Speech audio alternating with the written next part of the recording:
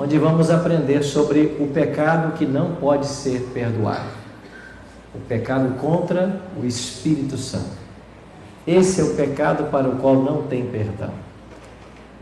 E como ouvimos a Juvenil cantar agora, o pecado é uma escolha, sempre será escolha. Ninguém é forçado a pecar. O diabo usa todo o seu poder para nos tentar, mas finalmente a escolha final é feita por todos nós. E vamos entender então o que é esse pecado que não pode ser perdoado, o pecado contra o Espírito Santo. Mas antes de começarmos o estudo da Palavra de Deus essa noite, nós vamos orar, pedindo que o professor Espírito Santo esteja em nosso meio e nos faça compreender esse tema. Feche seus olhos, ora comigo. Pai Celeste, muito obrigado pelo privilégio de estarmos mais uma vez reunidos para estudarmos a Tua Palavra.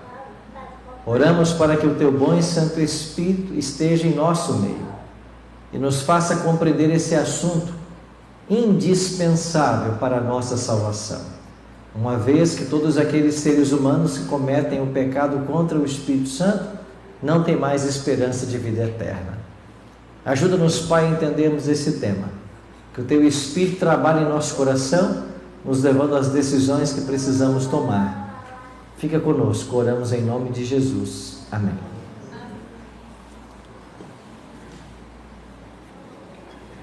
Alguém escreveu certa vez que quando Jesus escreve os nossos pecados, Ele os escreve na areia. Quando escreveu sua lei, Ele escreveu na pedra.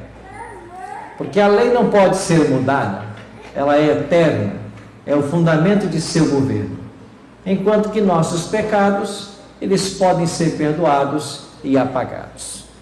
Essa cena que estamos vendo nesse slide nos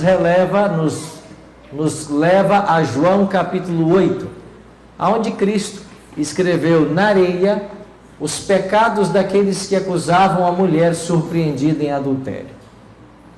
Logo, logo o vento apagou todos esses pecados. E eu acho que Jesus, ao escrever na areia, queria deixar isso claro também para os pecadores que ali estavam, que o pecado podia ser perdoado. De fato, quando lemos a Bíblia, o que nós encontramos é um Deus disposto a perdoar. Olha o que diz Isaías 55:7.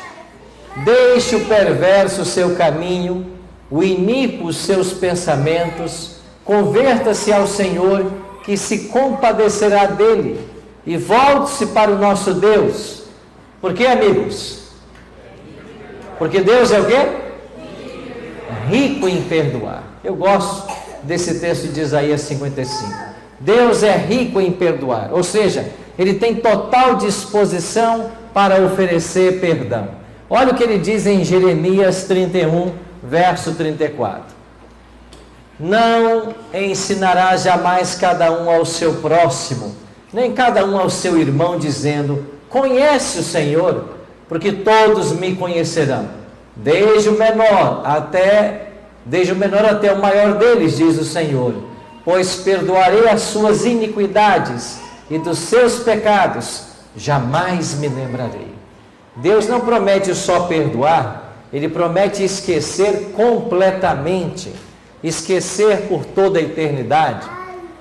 João, discípulo do amor, escreveu: se confessarmos os nossos pecados, Ele é fiel e justo para nos perdoar os pecados e nos purificar de toda injustiça.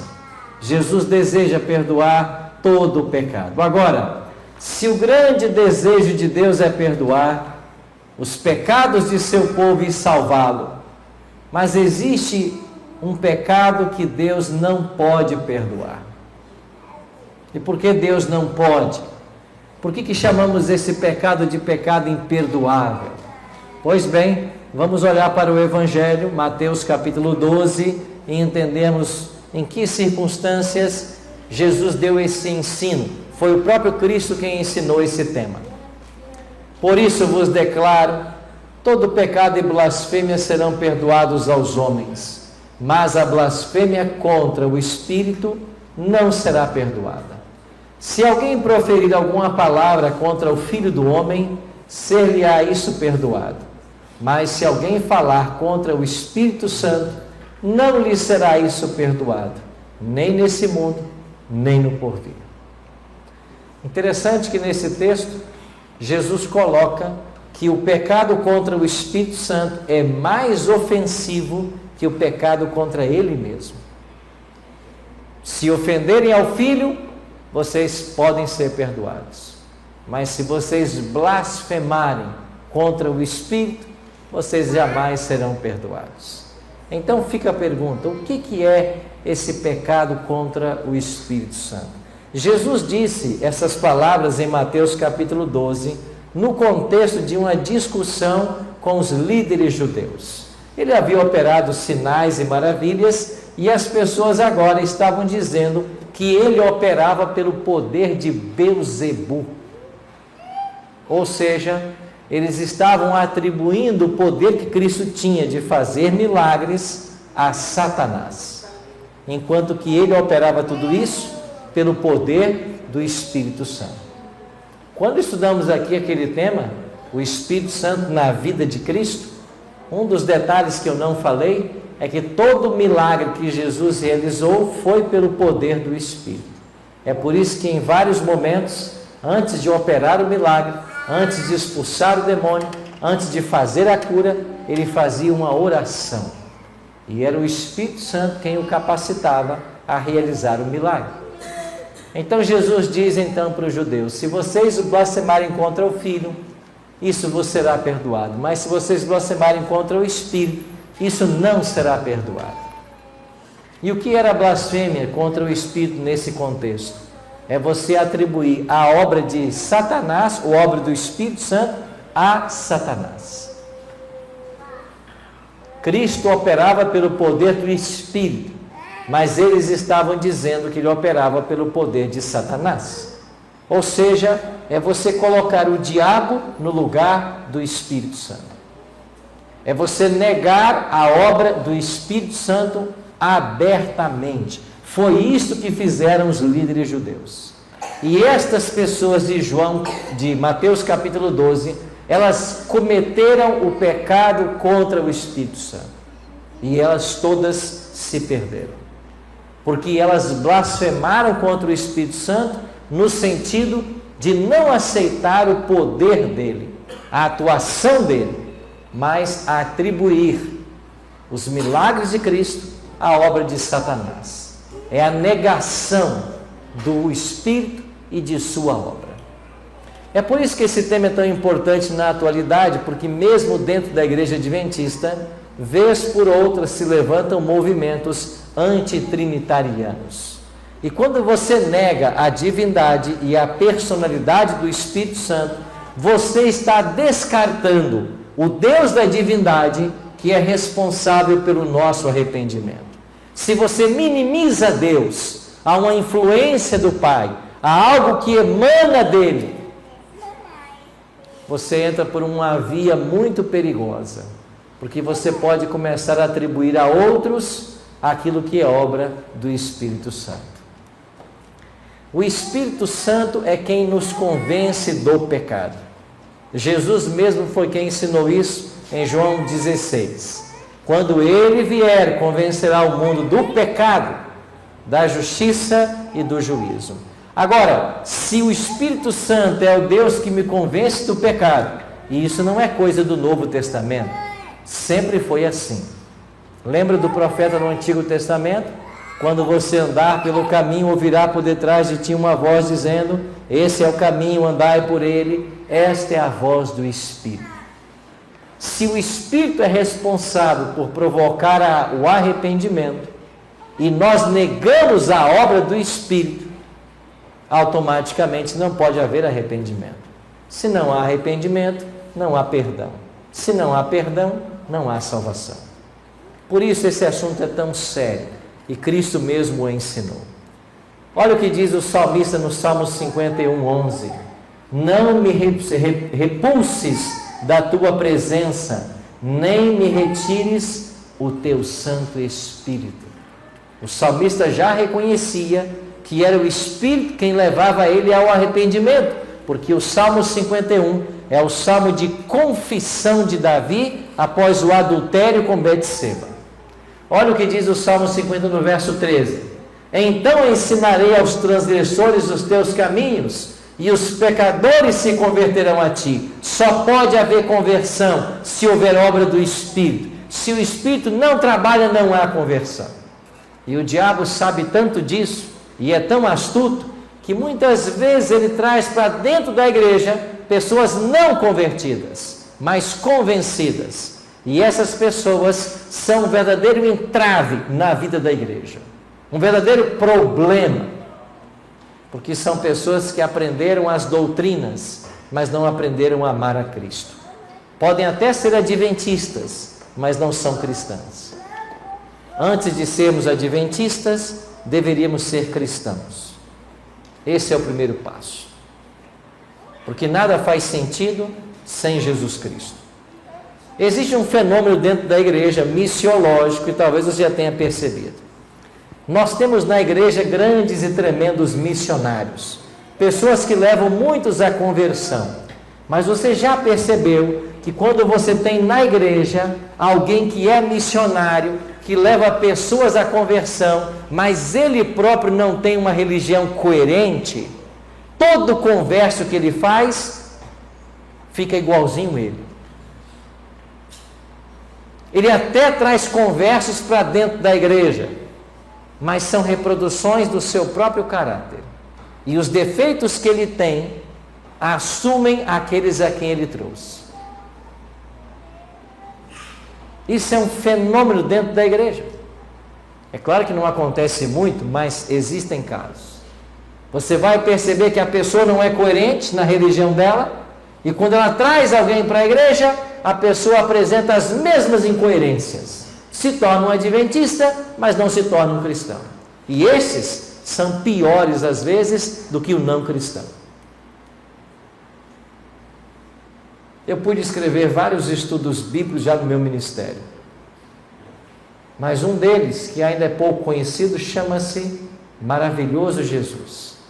É um estudo de 13 lições que fala sobre Jesus. Antes de levarmos uma pessoa a guardar o sábado, ela deveria aceitar a Cristo como Salvador. Antes de fazer alguém dizimista, ele deveria aprender a amar a Jesus. Sabe por quê? Porque quando você leva as pessoas a amarem a Jesus, qualquer verdade bíblica que você ensinar, facilmente será abraçada. Agora, quando você convence alguém da doutrina, mas não convence ele sobre o amor de Cristo, no primeiro dia que pisarem no pé dele dentro da igreja, ele nunca mais põe o pé aqui. Então, nós temos que nos preocupar em apresentar Cristo, as doutrinas de Cristo e a igreja de Cristo. Esta é a sequência lógica que deveria haver em qualquer estudo que nós ministramos: Cristo, a doutrina dele e a igreja dele. Por isso atacam o Espírito Santo, porque é uma estratégia do próprio diabo, atacar o Espírito. Muitos nas páginas da Bíblia resistiram aos apelos do Espírito, e porque resistiram à obra do Espírito Santo, acabaram cometendo o pecado contra o Espírito Santo. Pastor, tem exemplos na Bíblia de pessoas que pecaram contra o Espírito Santo? Tem. Deixa eu dar pelo menos 2 exemplos para vocês. Antes, porém, deixa eu explicar um pouquinho mais sobre o que é pecado contra o Espírito Santo. Eu fui chamado para fazer uma semana de oração numa de nossas escolas em São Paulo, e eu fui e comecei a pregar na sexta-feira, pregaria toda a semana, me colocaram no hotel, eu fui depois do culto para o hotel, já estava dormindo tranquilo em minha cama, quando à meia-noite eu quase caí da cama com um buzinaço de um trem. Lá em Minas Gerais a gente chama de trem. Aliás, em Minas Gerais tudo pode ser trem, mas qualquer mineiro entende o que a gente está falando. Inclusive esse aqui, esse também é trem. E eu quase caí da cama, meia-noite, com um buzinaço de um trem de ferro. No outro dia eu perguntei ao recepcionista do hotel se ali por perto havia uma linha férrea. Ele disse, exatamente atrás do hotel. Porque ontem eu tomei um susto, né? Ele passou meia-noite. E o rapaz explicou, sim, ele passa todo dia meia-noite. E ele buzina justamente aqui porque ali na frente tem um cruzamento. E ele buzina para alertar os carros de que ele está chegando. E eu logo imaginei minha semana toda, né? Como é que vai ser com esse trem. Segunda noite a mesma coisa. Eu deito cedo, sempre o mais cedo que eu posso. E quando foi meia-noite, lá vem o trem. E buzinou e eu tomei o maior susto de novo. Isso aconteceu umas 3 vezes. Mas na quarta noite eu dormi tranquilo, acordei e disse, olha, interessante, o trem não passou essa noite. E eu fui tomar meu desejum e falei com o rapaz da recepção, olha, o trem não passou ontem, né? Ele disse, não passou. Ele passa toda noite. Não, essa noite ele não passou, eu não ouvi. Ele disse, não, ele passou. É você que se acostumou com o barulho. Você não vai ouvir mais agora. Você já acostumou com o barulho do trem.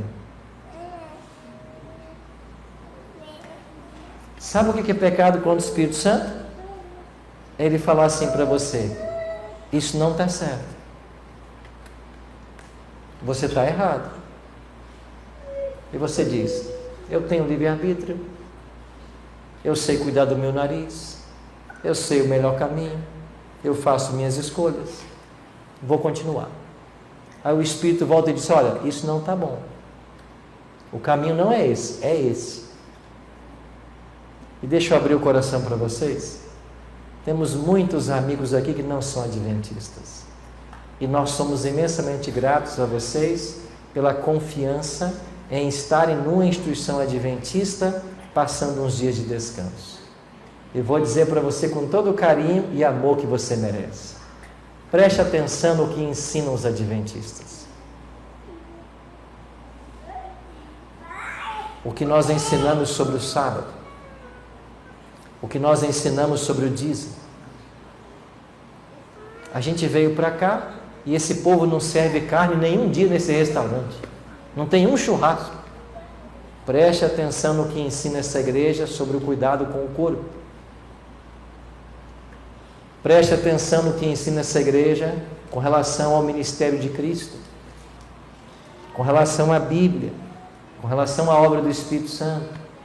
Por que eu estou pedindo você para prestar atenção? Porque pode ser que em algum momento para você seja tarde demais. Você talvez ouve alguém falar, ouve o ensino, testemunha as coisas, mas você continua em cima do muro. Você não toma uma decisão. E quem não toma uma decisão diante de verdades que estão colocadas, corre o risco de uma hora ou outra ser tarde demais para você. Porque você resistir constantemente à verdade e à atuação do Espírito, coloca você numa posição muito perigosa. Eu estava no Mato Grosso, fazendo um final de semana, e uma irmã da igreja, não uma irmã da igreja, alguém que estava começando a frequentar a igreja, havia assistido o programa Bíblia Fácil, queria que eu a batizasse. Eu fui até a igreja para batizá-la e deveria preencher também a ficha dela junto com outro pastor. Então ela disse para mim, pastor, eu tomei a minha decisão pelo batismo, mas o meu esposo não tomou. O senhor poderia fazer um apelo para ele? Eu disse, claro. E aí numa tarde de sábado eu fui até a casa desse amigo para conversar um pouco com ele. Quando lá cheguei, descobri que ele era um doutor em matemática, professor da Universidade Federal do Estado. E quando eu comecei a conversar com ele, eu logo percebi uma resistência ao que a Bíblia ensinava. E é claro que eu chamei ele para uma conversa bem sincera e disse, olha, tua esposa vai ser batizada essa tarde, você não cogitou o pensamento de batizar-se junto com ela? Ele disse, não, porque eu não acredito nesse livro. Eu perguntei, e em que você acredita? Ele não teve resposta. Eu disse para ele assim, Deixa eu dar uma sugestão. Eu acho que o que você acredita é na matemática. Ele disse, isso é verdade, na matemática eu acredito. Eu disse, pois bem, você acredita na matemática, ela é uma ciência exata, mas você vai ter da matemática só o que ela pode oferecer. E sabe o que a matemática pode oferecer para você? Apenas alguns cálculos. Mas matemática não te oferece vida eterna. Esse livro te oferece. Você tem que exercer fé para acreditar nesse livro.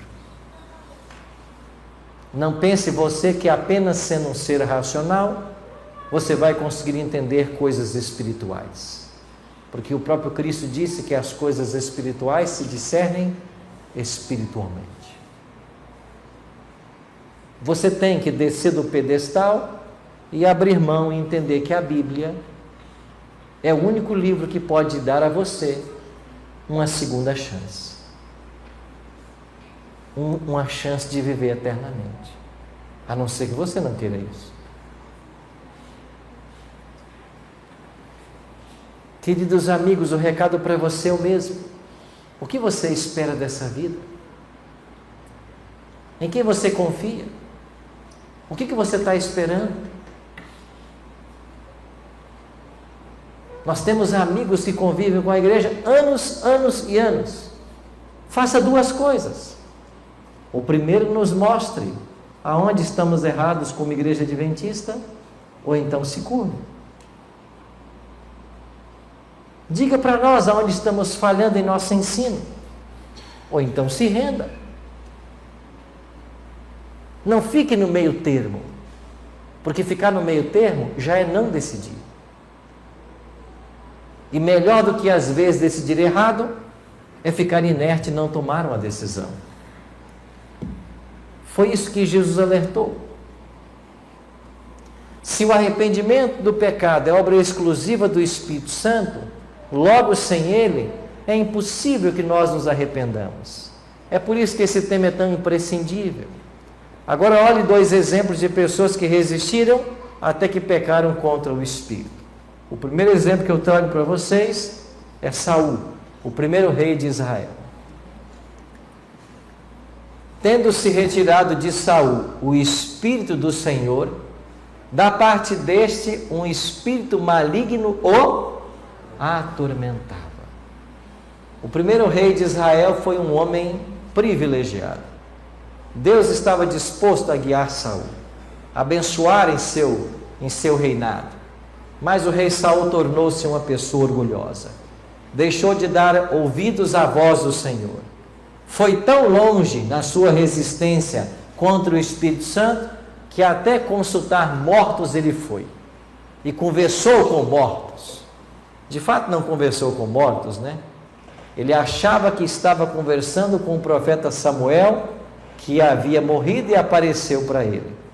Mas a própria Bíblia deixa claro que não era Samuel, porque os mortos não sabem de nada. Quem morre está dormindo o sono da morte e será despertado na ressurreição, ou na primeira ou na segunda, como ensinou Cristo em João 5, 28 e 29. Quem morre não tem consciência de nada. Não existe essa história de alguém que morre e vem falar com os vivos. Tanto é que em Deuteronômio, quando Deus critica o povo de Israel, porque alguns queriam consultar os mortos, o profeta pergunta: acaso a favor dos vivos se consultarão os mortos? Não existe lógica alguma nisso, porque o morto não sabe de nada e nem pode nada. E eu sempre digo, se não o levarem para o cemitério, nem para lá ele vai. Alguém tem que levá-lo. Então a Bíblia é clara nesse ensino. Mas Saul foi tão longe do Espírito que até tentou falar com o profeta que já estava morto. Chegou o momento que ele pecou contra o Espírito. E olha que interessante, quando você comete o pecado contra o Espírito Santo, e o Espírito não mais tem acesso à sua vida, o seu coração fica aberto para quem? Para o diabo. E olha o que diz o texto bíblico: assim que saiu o Espírito do Senhor, o espírito maligno já veio para atormentá-lo. Isso acontece imediatamente. Eu vou dar um exemplo para vocês, um outro exemplo que vai ficar claro. Estava aí Cristo com os 12 na cena no cenáculo, no momento da Santa Ceia. E quando Cristo começou a lavar os pés aos discípulos, a Bíblia diz em João 13 que ele lavou o pé de todos, inclusive de quem? Judas. E quando Cristo lavava os pés de Judas, foi esta a última oportunidade que Judas teve de voltar atrás. E quando ele viu o Filho de Deus ajoelhado diante de si, lavando os seus pés, no fundo do seu coração surgiu um pensamento: esse homem não é comum. Talvez seja quem de fato ele disse ser, o Messias, se colocando nessa posição de humildade. Judas teve ali a sua última oportunidade de se entregar a Cristo, mas não, fechou o seu coração à influência do Espírito. Ele não aceitou a ideia. E o que aconteceu? Jesus respondeu: aquele a quem eu der um pedaço de pão molhado, esse é o que vai me trair. Tomou, pois, um pedaço de pão e, tendo molhado, deu a quem? A Judas, filho de Simão Iscariotes. Então Cristo deixou claro que quem o negaria seria Judas. E quando ele pegou o pão e comeu, o que aconteceu? Após o bocado, o que diz a Bíblia? Imediatamente entrou nele quem?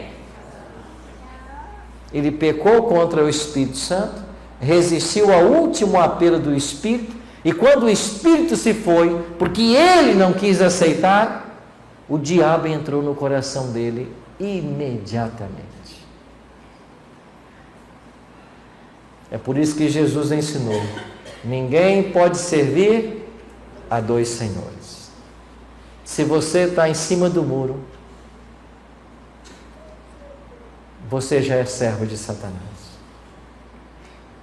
Não, pastor, eu não sou servo de Satanás. Não sou servo de Satanás. Não sou eu quem está dizendo isso, é o próprio Cristo. Ninguém pode servir a dois senhores. Se você ama um, vai ter que odiar o outro. Não dá para ficar em cima do muro. E quem fica em cima do muro e não faz sua escolha, já escolheu Satanás. É por isso que quando nós ensinamos que alguém deve aceitar a Cristo e alguém o aceita, a gente traz essa pessoa aqui na frente para que publicamente ela demonstre sua fé, ela diga no que crê, e após publicamente dizer em que ela crê, então ela é batizada publicamente. Porque tem que ser um testemunho público de que Cristo é o nosso Senhor, de que Ele nos salvou, de que nós o aceitamos. Não há nessa religião espaço para Satanás. Não há, irmãos.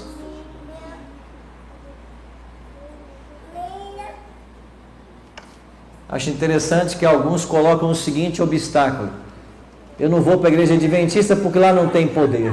Outro dia uma irmã disse isso para mim: os adventistas não têm poder, vocês não expulsam demônios. Eu disse para essa irmã: poder não tem a tua igreja, que todo dia tem demônio nela. Expulso o demônio na segunda, na terça ele volta. Expulso na terça, na quarta ele volta. Cadê o poder da igreja? Todo dia tem demônio? Não. O demônio cuida da liturgia, é exorcismo o culto inteiro. E vem falar que na nossa igreja não tem poder porque não expulsa demônios? Não, amigos. Aqui você vai ver poucas cenas de exorcismo. Sabe por quê? Porque quem lidera a igreja é o próprio Cristo. Aqui é a igreja de Cristo. Aqui não tem espaço para o diabo. Pode ser que num momento ou outro alguém dê espaço para ele, e você testemunhe em um de nossos cultos alguém possesso de espírito maligno, mas quando isso acontecer, a igreja vai se pôr em oração e o espírito vai ser expulso. Sabe por quê? Porque aqui não é lugar dele. Não há espaço para o diabo na igreja de Cristo. Aqui há espaço para se adorar ao Deus verdadeiro e para se pregar todas as verdades que esse livro ensina. Judas perdeu sua chance. O Espírito o deixou. Não porque o Espírito quisesse, mas porque ele resistiu, até que ele se colocou numa posição onde não mais poderia ser alcançado. Isso é o pecado contra o Espírito Santo. Todas as vezes que eu apresento esse tema, sempre surgem perguntas. Pastor, como eu sei se eu cometi ou não pecado contra o Espírito Santo? Como saber se eu cometi ou não o pecado contra o Espírito Santo? Bom, o fato de você já estar aqui essa noite é um forte indício do seu interesse, da obra que o Espírito tem feito na sua vida. Você podia estar em outra atividade nesse exato momento, mas você escolheu estar aqui. Mas eu pergunto, se você quer saber se você cometeu ou não pecado contra o Espírito, a pergunta que eu faço para você é: o que esta cena fala para você?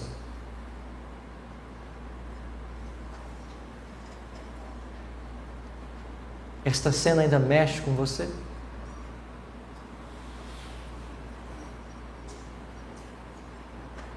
Quando você se lembra de Cristo e do que Ele fez na cruz por sua causa, isso mexe com o seu coração?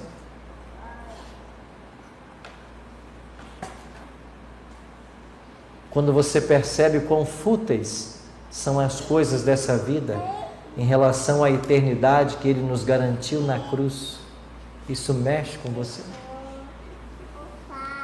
Quando você percebe quão passageira é a nossa vida, diante da vida eterna que Deus nos oferece, conquistada na cruz do Calvário, isso mexe com você?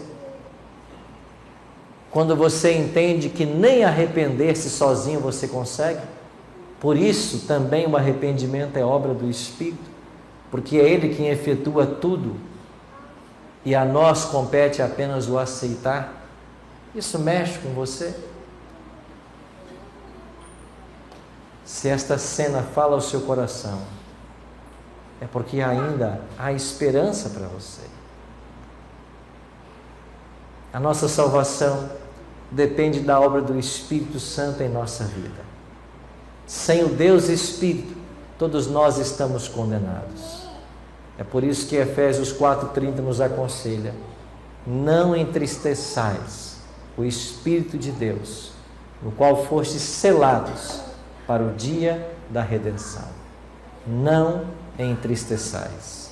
E nós entristecemos o Espírito todas as vezes que nós queremos fazer a nossa vontade. Queremos que o eu domine.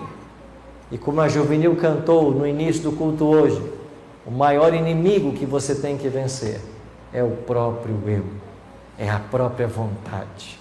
É submeter os seus desejos e a sua vontade à vontade de Cristo. Mas como é bom saber que o Espírito Santo deseja transformar nossas vidas.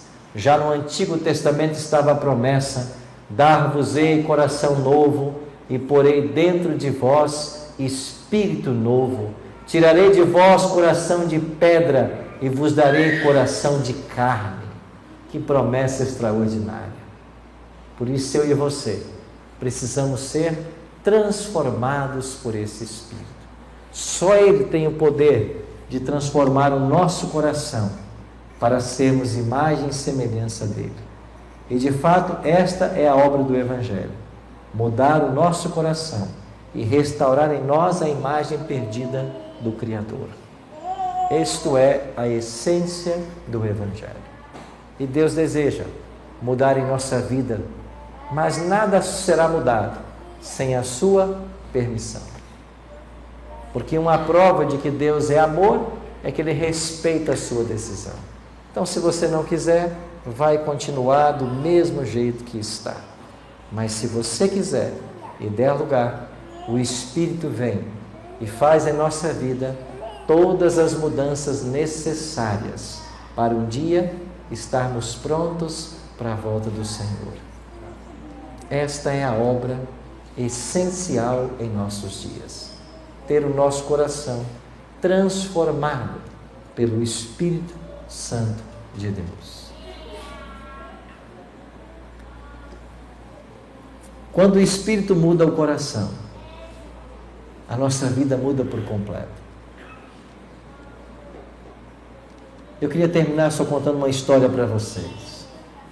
Como Deus trabalha para alcançar as pessoas. Uma vez terminando a gravação do programa Bíblia Fácil, programa que eu apresentava no Novo Tempo, eu fiz o apelo para a decisão ao batismo. Vários ficaram de pé.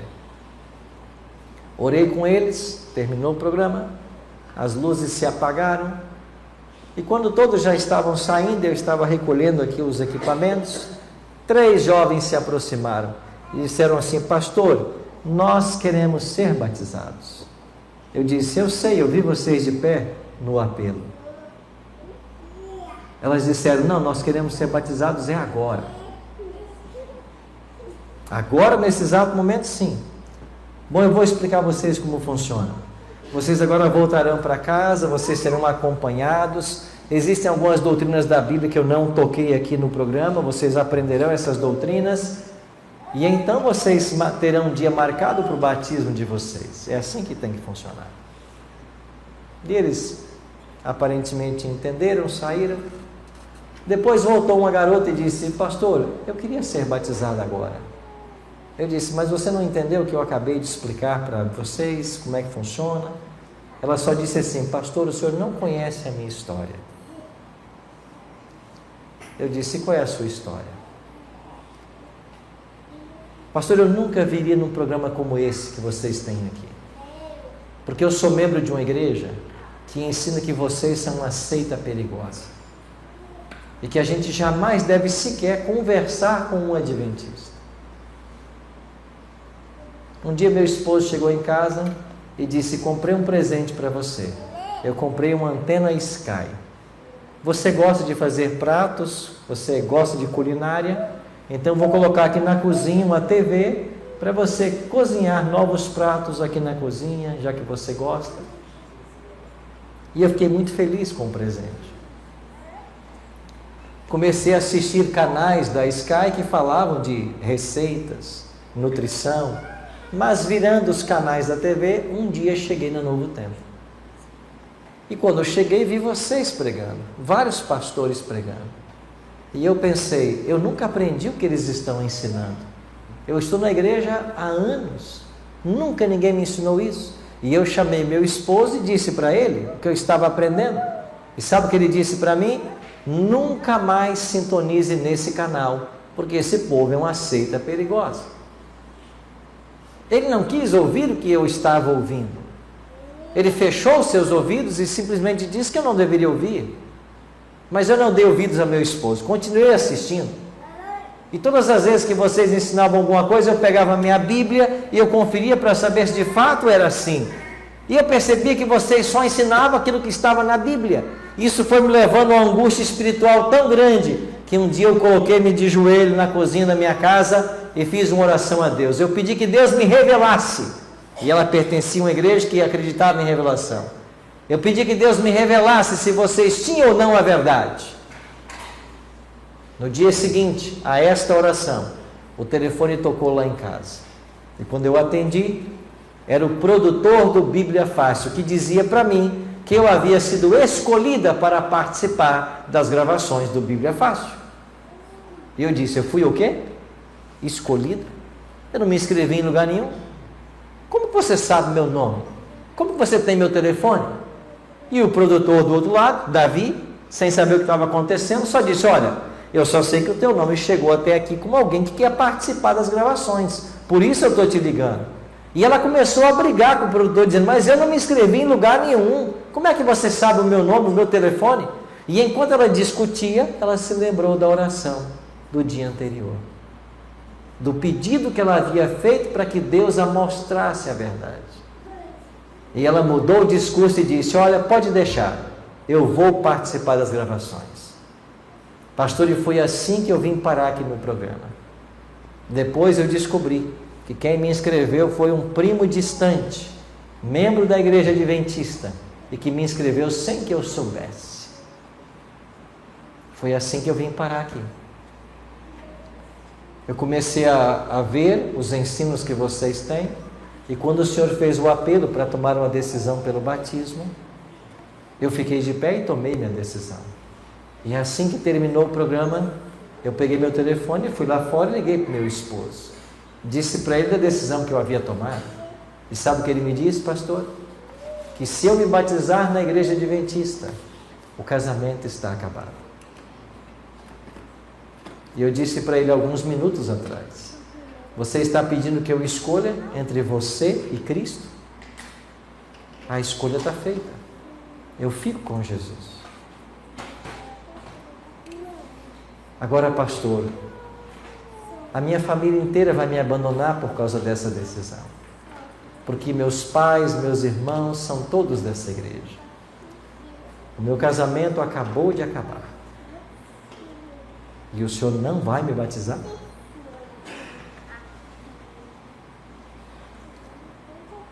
Amigos, naquela mesma hora, eu convidei essa jovem para descermos até a piscina, lá do Cevisa, do Centro de Vida Saudável.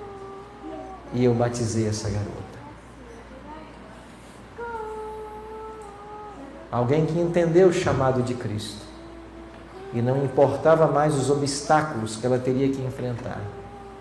A decisão foi tomada. Eu não sei que obstáculo você tem enfrentado. Eu não sei o que impede você hoje de tomar uma decisão séria ao lado de Jesus. Mas eu queria deixar um conselho para você hoje. O mesmo conselho do apóstolo Paulo. Não entristeçais o Espírito. E sabe como se entristece o Espírito? Dizendo não constantemente para a voz dele que fala ao nosso coração. E ele diz: esse é o caminho. Andai por ele. Andai por ele. É com você e Deus.